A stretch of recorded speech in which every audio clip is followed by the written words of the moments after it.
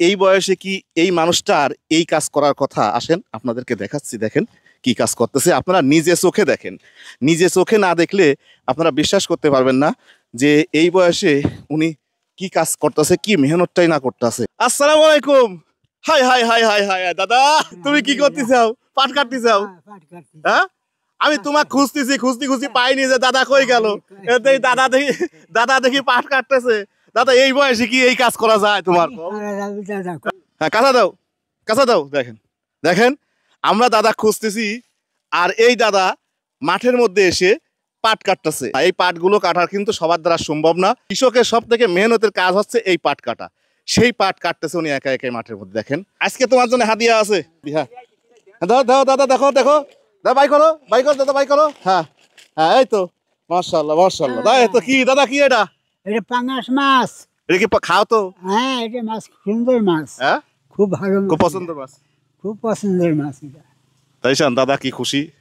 যাই হোক দাদা, আরো কিছু আছে দাদার জন্য, আরো কিছু আছে। দাদা এটা রাখো, এটা রাখো, এটা রাখো। চলো আসো আসো, তোমার জন্য আরো কিছু আছে। আজকের মতো থাক নাকি? হ্যাঁ, আজকের মতো পাট কাটা শেষ।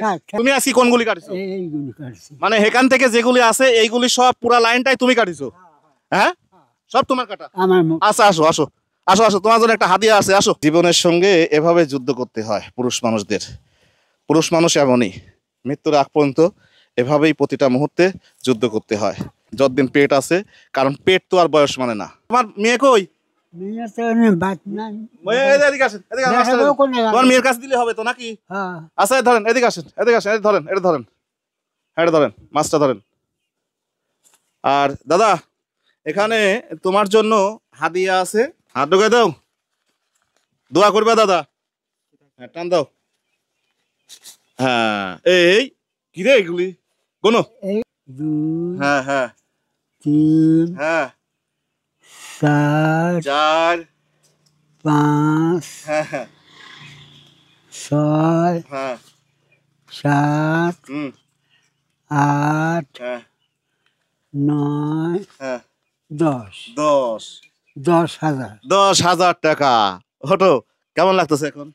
ও খুব সুন্দর লাগতেছে। হ্যাঁ, সুন্দর। ঘরে একটু কাজ করি। হ্যাঁ, এখন এই টাকাগুলো কে দিয়েছে? সাইব ভাই, আমার এক শোভাকাঙ্ক্ষী সাইব ভাই, উনি দিয়েছে 5,000 খরচ সহ, 5,200 টাকা।